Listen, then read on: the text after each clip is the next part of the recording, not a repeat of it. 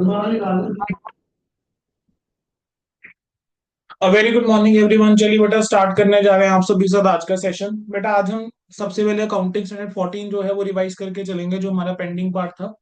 ठीक है बेटा, आपको प्रैक्टिकल क्वेश्चन 9 के साथ चलो हम स्टार्ट करके चलते हैं। Following are the balance sheets of the yes limited and no limited. बेटा आपको दो कंपनीज की बैलेंस शीट गिवन है, येस लिमिटेड और नो लिमिटेड की। आपको share capital, reserve, surplus, long term borrowing, assets की डिटेल गिवन है। Authorise capital, unsecured loan from yes limited given है, देन प्रॉपर्टी प्लांट इक्विपमेंट। और यहाँ पर लॉन्ग टर्म लोन है टू नॉन लिमिटेड। बेटा यहाँ पर एक ट्रांजेक्शन आ गई है म्यूचुअल ओइंग्स की। ठीक है, कह रहे हैं on that day yes limited observe that no limited. On that day yes limited observe no limited. ठीक है, यस लिमिटेड नो लिमिटेड को ऑब्जर्व कर लिया। तो मुझे तो ट्रांसफर कौन है और ट्रांसफरी कौन है, पहले तो ये बताओ मुझे। यस लिमिटेड कौन होगा, transferee? No limited transfer. Yes no limited limited transfer. कौन होगा, ट्रांसफर। ठीक है, कह रहे हैं कि ओके। क्या करेंगे, members of the no limited are to get one equity share of yes limited at a premium of 2 per share for every 5 share held by them in no limited. कहेंगे जितने शेयर नो लिमिटेड के अंदर है, हर 5 share के बदले में कितने share issue करेंगे, एक। कहेंगे the necessary approvals are obtain, you are asked to pass the journal entries in the books of two companies to give effect to the above if the amalgamation is in the nature of merger. ठीक है, अच्छा amalgamation बेटा अगर ये nature of merger है तो, और मेरे को सबसे पहले तो ये बताओ कि यहाँ पर परचेज कंसिडरेशन क्या रहने वाला है। हम एक शेयर इशू करके चल रहे हैं हर 5 शेयर के बदले में। ठीक है, और कितने शेयर्स हैं नो लिमिटेड के, सर नो लिमिटेड के शेयर्स की बात करके चलें तो वो है 5। और ये सारी फिगर्स जो है वो किसमें है, करोड़ में है। 5 करोड़ को अगर मैं 10 से डिवाइड करूंगा, 10 रुपए का एक शेयर है तो 50 लाख हो गया। तो 50 लाख शेयर हो गए तो 10 लाख इक्विटी शेयर हो गए, और 12 रुपए के हिसाब से एक शेयर के हिसाब से 1 करोड़ 20 लाख रुपए की बेटा क्या होगी, परचेज कंसिडरेशन होगी, यानी 1.2 करोड़। अब बेटा जब भी इस टाइप का क्वेश्चन है बेटा, फिर पूरा क्वेश्चन हम करोड़ में ही सॉल्व करके चलेंगे, इतना ध्यान रखना। दोनों की बुक्स में एंट्रीज पास करनी थी। चलो ट्रांसफरर की बुक्स में क्या क्या एंट्रीज पास हो जाएंगी, देखिए जरा।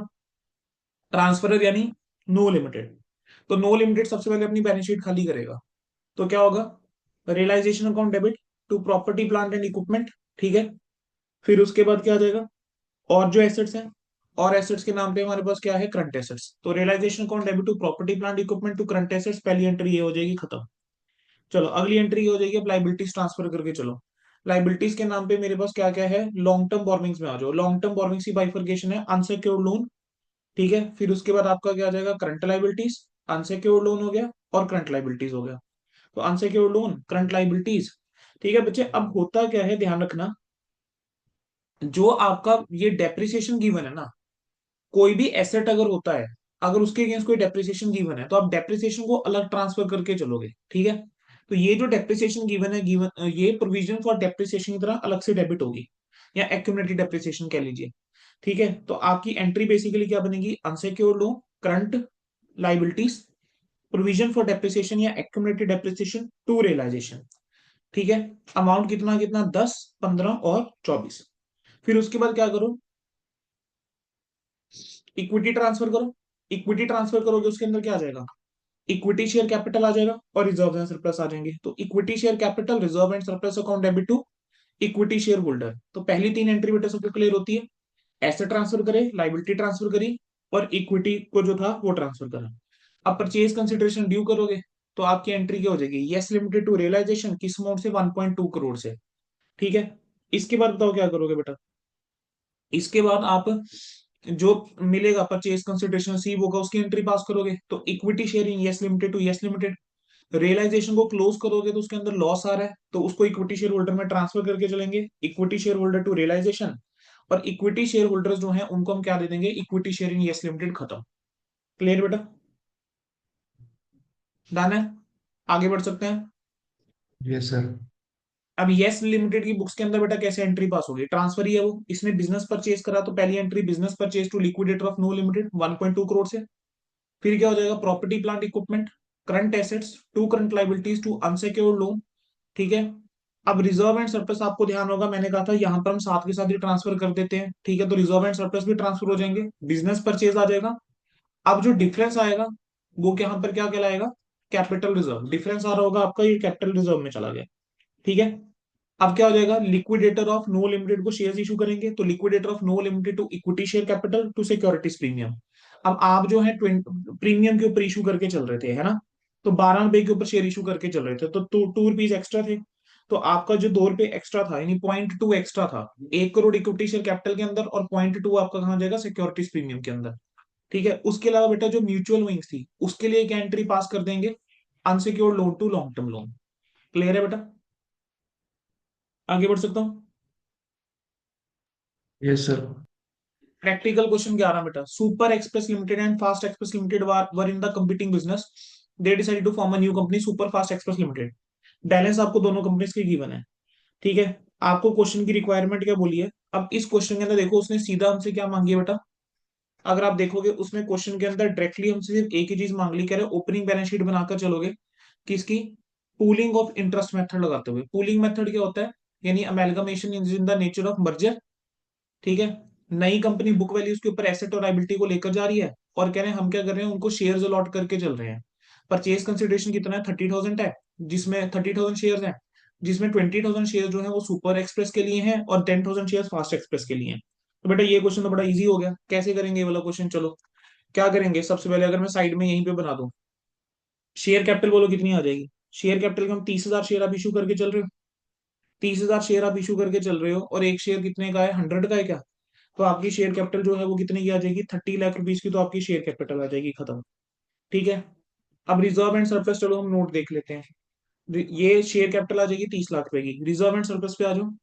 इंश्योरेंस रिजर्व दिया हुआ है, क्या इंश्योरेंस रिजर्व भाई ये कैरी फॉरवर्ड हो जाएगा? ठीक है जी।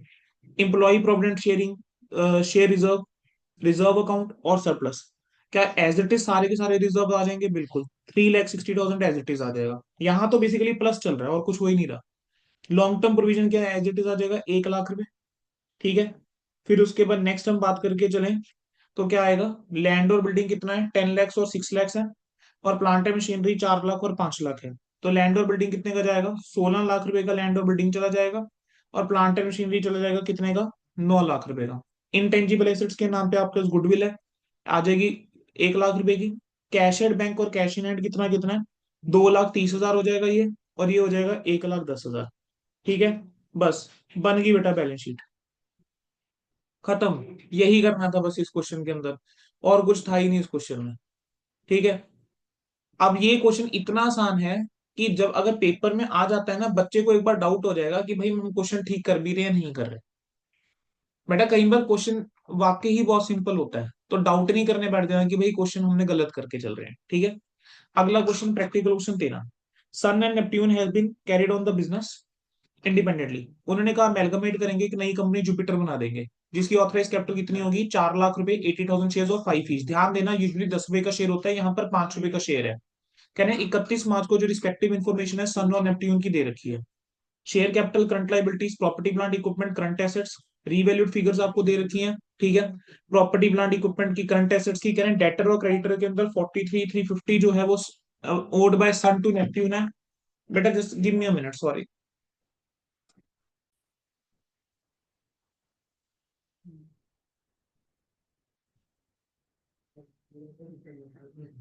हाँ जी, revalued figures non current assets और करंट एसेट्स की दे रखी थी बेटा।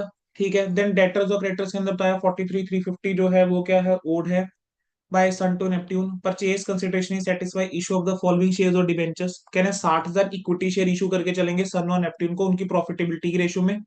ठीक है, based on the average net profit पिछले 3 सालों का। 15% डिबेंचर इशू करके चलने हैं, इस हिसाब से कि 8% रिटर्न मिले कैपिटल इंप्लॉयड के ऊपर in their respective business after evaluation. तो बेटा इस वाले क्वेश्चन को किस तरीके से करके चलोगे? बेटा सबसे पहले अगर मैं number of shares to be issued निकालने हैं, तो मैं इन तीनों प्रॉफिट्स का टोटल करूंगा, इन तीनों प्रॉफिट्स का टोटल करूंगा, उसको 3 से डिवाइड करूंगा, एवरेज आ जाएगी। ठीक है, अब जो एवरेज प्रॉफिट आया है वो हो गई रेशो, टोटल शेयर इशू हो रहे हैं 60,000। अब 60,000 को उस रेशो में बांट देंगे। ठीक है, देखो जरा, ये आ गया, टोटल करा, एवरेज निकाली बेटा। ठीक है, 275, 325, 60,000 क्या थे, इक्विटी शेयर थे, तो ये हो गया 275:325। अब नंबर ऑफ शेयर्स की टू बी इशूड कितने आ गए, 27,500 शेयर 5 रुपए वाले, 32,500 शेयर 5 रुपए वाले, तो आपकी 3 लाख रुपए तो ये आ गई। ठीक है बेटा, इसका आप डिबेंचर्स निकालने हैं, कितने इशू करने हैं, तो डिबेंचर्स के लिए पहले कैपिटल इंप्लॉयड निकालना पड़ेगा। अब कैपिटल इंप्लॉयड के लिए फिगर्स क्या लेकर चलोगे, कैपिटल इंप्लॉयड के लिए property plant equipment revalued figures पे लेके चलोगे।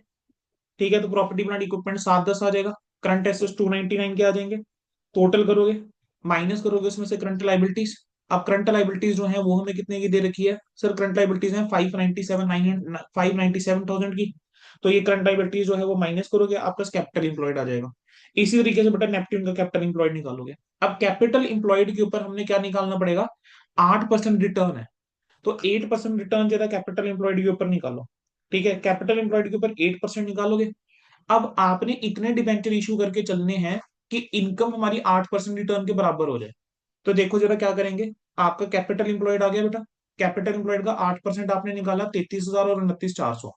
अब मैं कह रहा हूँ डिबेंचर्स कितने इशू करके चलने हैं, 33,000 को किससे डिवाइड करके चलूंगा, 15% से। इसी तरीके से 29,400 को किससे डिवाइड करके चलूंगा, 15% से डिवाइड करके चलूंगा। That will be the amount of the debenture बेटा टू बी इशूड।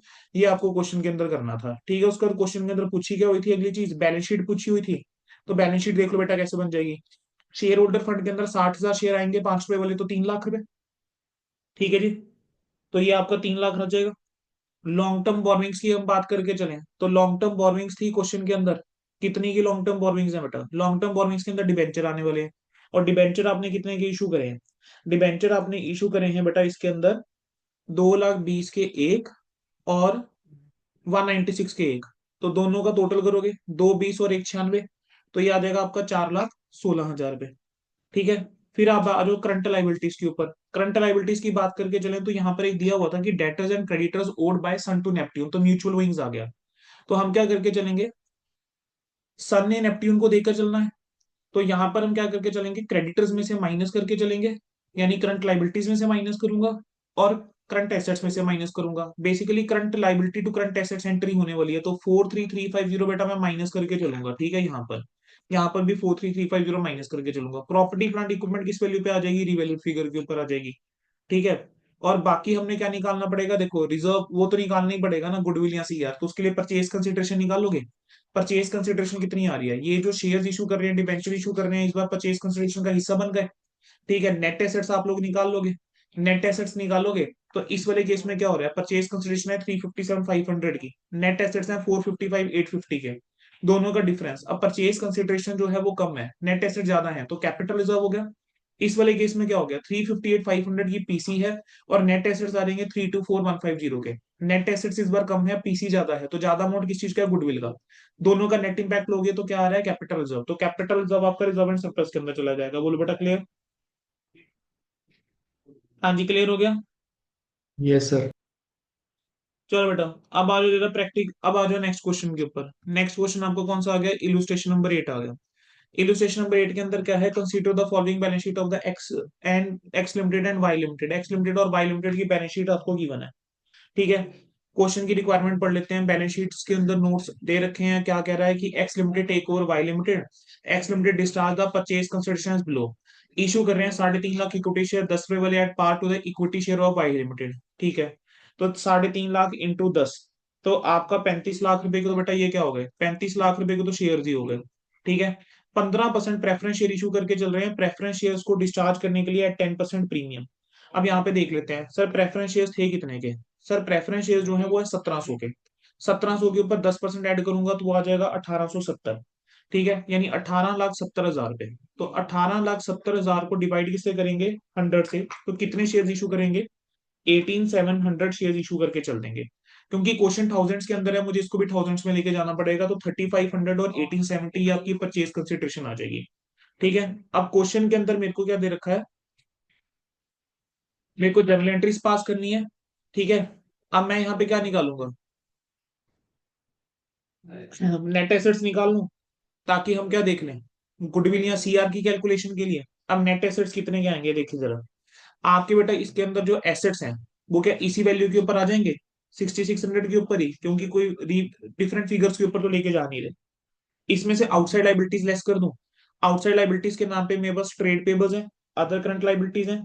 ठीक है, और डिबेंचर्स हो जाएंगे। ठीक है, लॉन्ग टर्म बोरोइंग्स के अंदर डिबेंचर्स गिवन है, तो ये तीन चीजें बेटा मैं माइनस कर दूंगा। इन तीन चीजों को माइनस करूंगा, मेरे पास आ जाएगा नेट एसेट्स। अब नेट एसेट्स देख लेते हैं कितने का आ रहा है। बेटा नेट एसेट्स कितने का आ गया आपका, 5750 का। मेरे पास 5370 की पीसी है, नेट एसेट मेरे पास 5750 के हैं।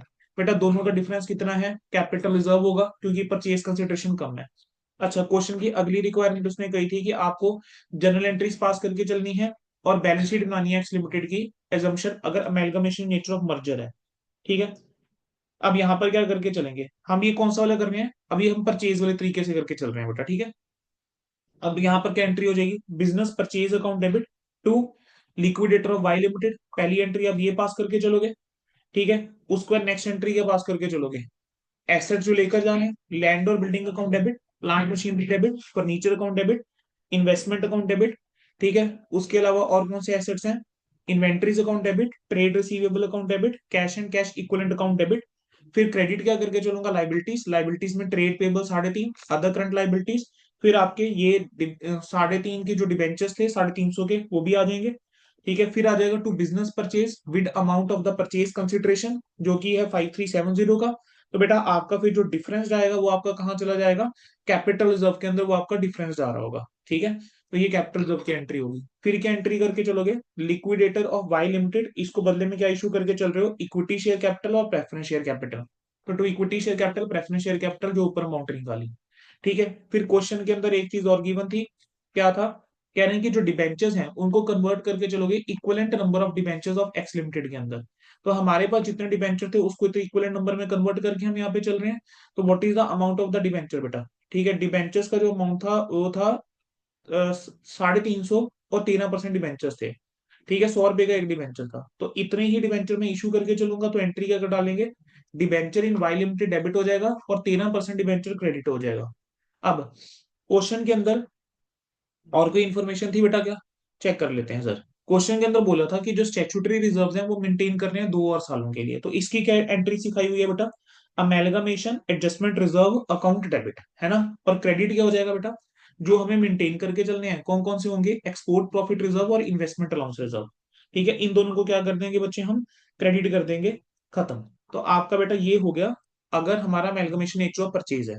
अब बैलेंस शीट बनानी है तो बैलेंस शीट के अंदर क्या होगा, शेयर कैपिटल कितने की आएगी, जितने शेयर इशू करे हैं बस वो शेयर कैपिटल के अंदर आ जाएगा। ठीक है। हमारे पास शेयर कैपिटल के अंदर कितना अमाउंट आएगा, देखो 3500 के शेयर और इशू कर रहे हो, 1870 के शेयर ये इशू करे हैं। उसके अलावा ऑलरेडी जो कैपिटल है, क्योंकि यहाँ पर क्या हो रहा है, एक्स लिमिटेड टेक ओवर करके चल रहा है, तो हमारी ऑलरेडी कैपिटल 7200 की हमारी भी तो कैपिटल है। ठीक है। तो 7200 तो वो हो गया जो हमारी कैपिटल ऑलरेडी है, प्लस जो हमने शेयर इशू करे हैं, कितने के शेयर इशू करके चल रहे हैं बताओ जरा, 5370 के शेयर जो है बेटा इशू करके चल रहे हैं।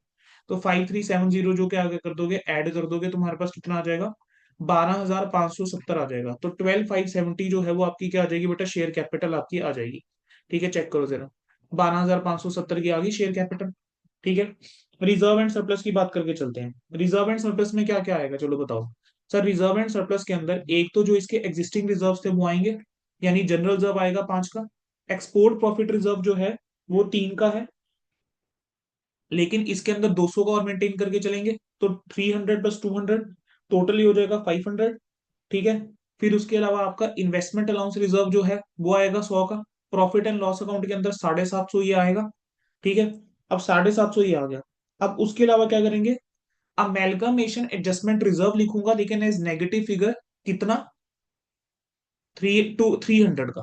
ठीक है। ये एज नेगेटिव फिगर आ जाएगा। तो हमने सारे के सारे रिजर्व जो हैं वो लिख दिए। उसके अलावा एक और रिजर्व आ जाएगा कैपिटल रिजर्व, तो कैपिटल रिजर्व जो हमने निकाला था 380 का वो आ जाएगा। ठीक है। अब बात करके चलते हैं बेटा लॉन्ग टर्म बोरोइंग्स की, लॉन्ग टर्म बोरोइंग्स के अंदर ये आ जाएगा 500, प्लस जो हमने डिबेंचर इशू करे वो ऐड होंगे। हमने कितने के डिबेंचर इशू करे हैं, 350 के।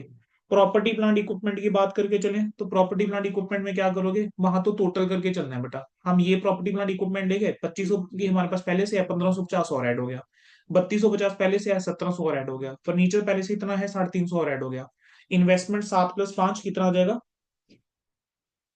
1200 की आपके पास क्या आ जाएगी बेटा, इन्वेस्टमेंट आ जाएगी। बोलो बेटा क्या क्लियर हो गया। यस हाँ सर। जी। इस तरीके से बेटा आपका एक क्वेश्चन जो है वो हो जाएगा। इसी तरीके से सेम चीज बेटा आपकी यहाँ पर आ जाएगी, इन्वेंट्री, ट्रेड रिसीवेबल और कैश इक्विवेलेंट्स के लिए। डन। अब अगर यही question amalgamation in nature of merger के केस में है, तो amalgamation in nature of merger के केस में क्या करके चलेंगे, चलो देख लेते हैं।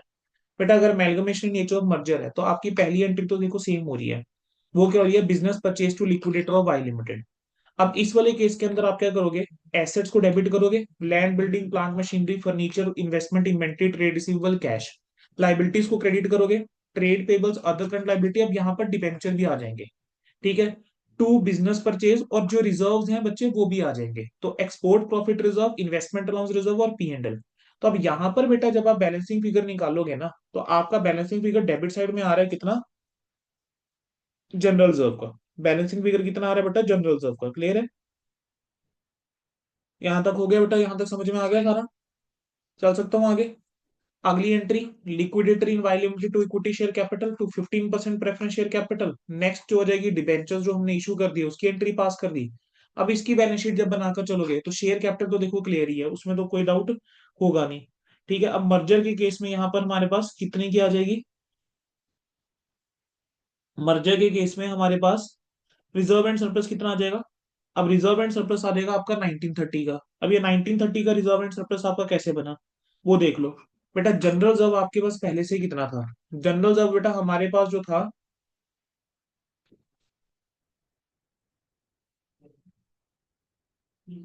500 का, देखो जनरल रिजर्व बेटा पहले से था।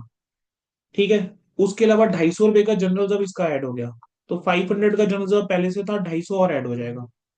एक्सपोर्ट प्रॉफिट रिजर्व जो है वो 300 का पहले से था, तो 200 रुपए का और वो ऐड हो जाएगा। ठीक है, ये हो जाएगा 500। इन्वेस्टमेंट अलाउंस रिजर्व आ जाएगा कितने का, 100 का। प्रॉफिट एंड लॉस 750 प्लस 500, 1250 बेटा ये आ जाएगा। ठीक है, अब जनरल रिजर्व जो है 500 प्लस 250 ये हो गया। लेकिन बेटा हमने डेबिट में भी करा है कुछ जनरल रिजर्व, है ना, डेबिट में भी तो कुछ अमाउंट आप लेकर चले हो। तो जो अमाउंट आप डेबिट में लेकर चले हो, आपको उसको क्या करना पड़ेगा, एडजस्ट करना पड़ेगा। कितना आपने जनरल रिजर्व डेबिट के अंदर लिखा है, amalgamation in nature of merger में एज बैलेंसिंग फिगर, वो आपने लिखा है बेटा 420 का।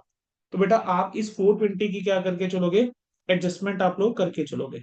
ठीक है, तो इसकी आप अमेलगमेशन की एडजस्टमेंट करके चलोगे 420 की, तो आपके पास नेट इम्पैक्ट इसका आ जाएगा। बोलो क्लियर है बेटा, आगे बढ़ सकता हूँ। Yes sir. चलो, long term borrowing, trade payables, other current liabilities, ये तो टोटल ही चल रहे हैं। Property plant equipment, non current investment, यहाँ दिक्कत कहीं आपको नहीं आएगी। डन हो गया बेटा।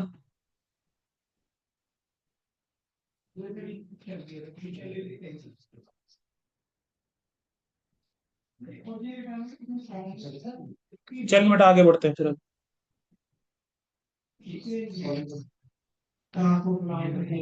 इलुस्ट्रेशन नंबर 9, इलुस्ट्रेशन नंबर 9 होगा, पढ़ के देखते हैं कि क्या कुछ ऐसा है जो देखने वाला है, या हम इस क्वेश्चन को स्किप कर सकते हैं और आप लोग अपने लेवल पे देख सकते हैं। ठीक है, प्रॉपर्टी प्लांट इक्विपमेंट के लिए दोनों कंपनीज की वैल्यू करनी है। चलो पहले स्टार्टिंग में पढ़ लिया, बोला क्या है आपको, दो कंपनीज की बेटा बैलेंस शीट दे रहा है।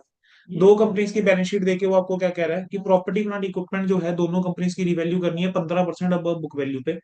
फिर वो आपको क्या कहता है, फिर वो आपको कहता है कि दोनों कंपनी जो है वो 10% इक्विटी डिविडेंड पे करेगी, बट प्रेफरेंस डिविडेंड जो है वो ऑलरेडी पेड है।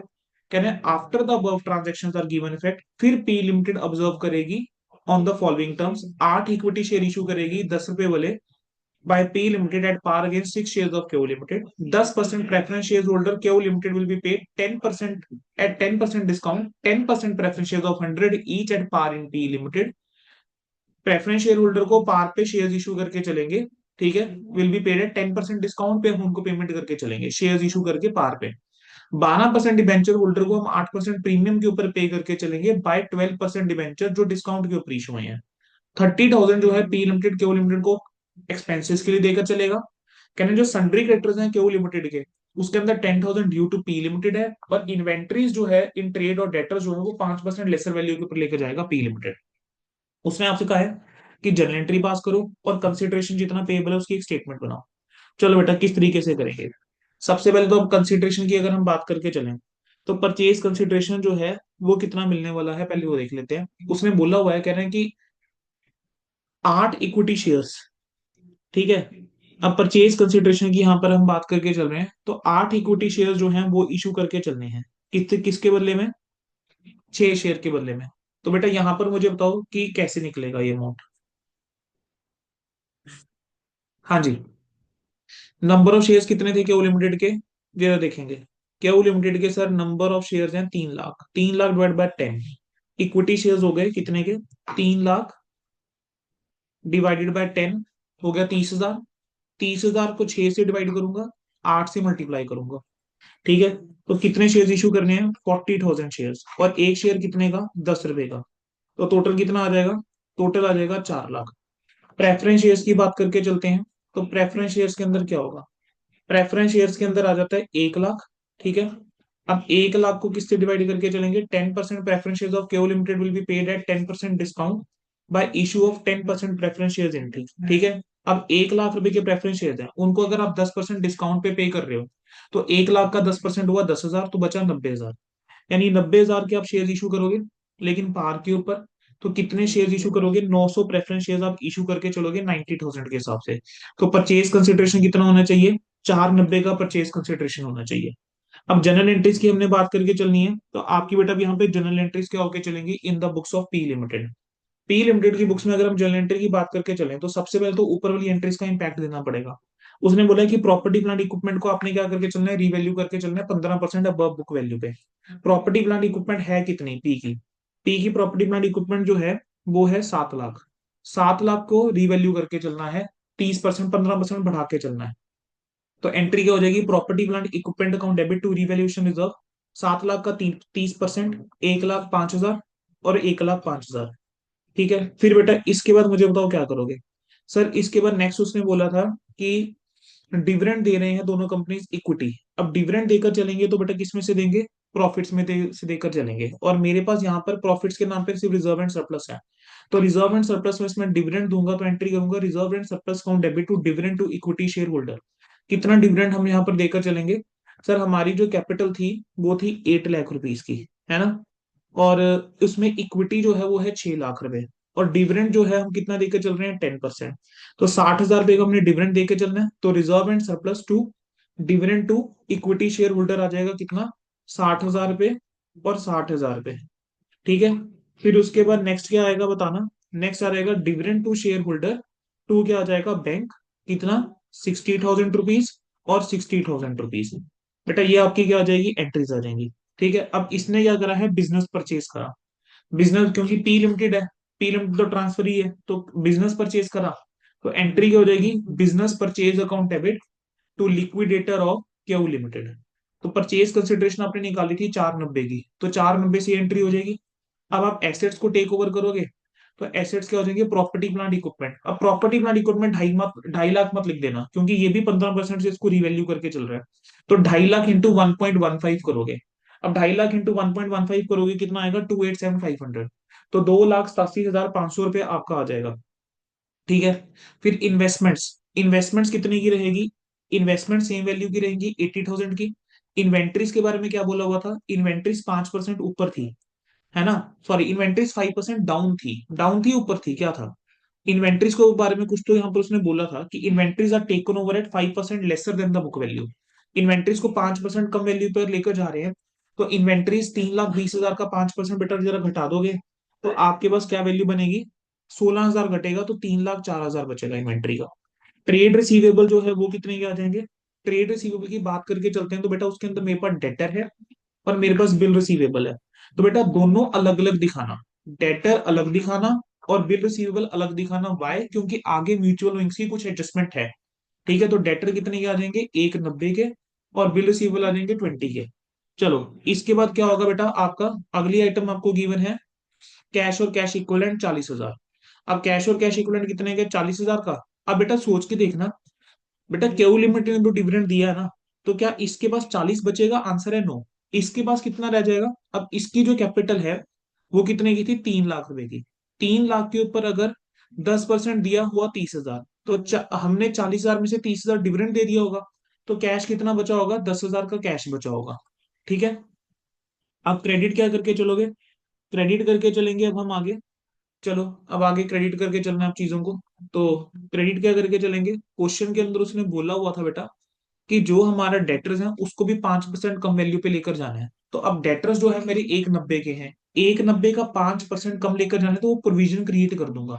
प्रोविजन फॉर डाउटफुल डेट, 190 का 5%, तो यहाँ पर आएगा 9,500। ठीक है। फिर उसके बाद बाकी लाइबिलिटी से लेकर जाएगा, तो सन्ड्री क्रेडिटर्स आ जाएंगे कितने के, सन्ड्री क्रेडिटर्स आ गए 1,25 के। फिर आपका बेटा बिल्स पेबल आ गया, बिल्स पेबल कितने का आ गया, बिल्स पेबल आ गया 25,000 रुपए का। ठीक है। फिर आप इसको और क्या देके चल रहे हो वो आप लिखते जाओगे। 12% डिबेंचर भी ले जाएंगे बेटा। 12% डिबेंचर जो हैं आप उसको इशू करके चल रहे हो ना, उनको डिबेंचर भी तो आप लेके जा रहे हो, तो डिबेंचर आ जाएंगे 12% कितने के। अब 12% डिबेंचर किस वैल्यू के ऊपर आएंगे ध्यान दीजिए। 12% डिबेंचर जो है वो 1,50,000 की है, लेकिन कह रहे हैं हम 8% प्रीमियम के ऊपर लेकर जाएंगे, तो यहाँ पर 12% डिबेंचर किस पे आएगा, 162 पे आएगा। तो 12% डिबेंचर आ जाएगा बेटा 1,62 के ऊपर 12% डिबेंचर आ जाएगा। ठीक है। फिर बिजनेस परचेज आप क्रेडिट करके चलोगे। बिजनेस परचेज कितने से क्रेडिट होगा, with the amount of purchase consideration 490। अब बेटा आप डिफरेंस निकालोगे, तो आपका यहाँ पे यहाँ गुडविल आ रहा होगा या सीआर आ रहा होगा। इस केस में क्या आ रहा है बेटा, सीआर आ रहा है। मैं बताता हूँ सीआर कितना आना चाहिए इसके अंदर, 80,000 रुपए का बेटा इसके अंदर सीआर आना चाहिए। एक बार एंट्री जाके बेटा जरा चेक कर लेते हैं, चलो। देखो हमने क्या बोला था, पहली एंट्री रीवैल्यूएशन की, डिविडेंड की एंट्री, बिजनेस परचेज की एंट्री, वही अब ठीक है, टू लिक्विडेटर। फिर एसेट्स, ये 95% पे। डेटर और बिल रिसीवेबल अलग अलग दिखाया, इसमें से डिविडेंड लेस करा। प्रोविजन फॉर डाउटफुल डेट सिर्फ 90, 190 पे। Creditors, bills payable, debenture, business purchase, difference आ रहा है आपका ये। अब जो डिबेंचर थे उनको डिस्काउंट के ऊपर हमने डिबेंचर इशू करे हैं। ठीक है, वो 10%, तो 160 to 90% को रिप्रेजेंट कर रहा होगा, तो 12% debentures in KU limited, discount on issue of debenture 180 to 12% debenture आ गया। नंबर ऑफ डिबेंचर निकाल के दिखा देंगे। फिर लिक्विडेटर को हम क्या देके चल रहे हैं, equity share capital, preference share capital, उसकी एंट्री कर दी। बेटा फिर आपको क्वेश्चन के अंदर एक ना एडजस्टमेंट गिवन थी, क्या एडजस्टमेंट गिवन थी, कि जो 10,000 है, ठीक है, यहाँ पर आपको एक जगह पे लिखा हुआ था कि sundry creditors of Q include 10,000 due to P limited. तो डेटर टू क्रेडिटर बेटा इसकी एंट्री हो जाएगी, तो डेटर टू क्रेडिटर किस अमाउंट से हो जाएगा, sorry creditor to debtor entry हो जाएगी 10,000 से। डन। अब उसके बाद बेटा नेक्स्ट हमारे पास क्या है, नेक्स्ट हमारे पास यहाँ पर जो था उसने दे रखा है कि 30,000 जो है वो पी लिमिटेड क्यू लिमिटेड को पे करके चलेगा, किस चीज के लिए, लिक्विडेशन एक्सपेंसेस के लिए। अब हम पी लिमिटेड की बुक्स के अंदर बच्चे हम एंट्रीज पास करके चल रहे हैं, तो बेटा अब यहाँ पर जो है वो क्या एंट्री हो जाएगी, कैपिटल रिजर्व टू बैंक हो जाएगी एंट्री।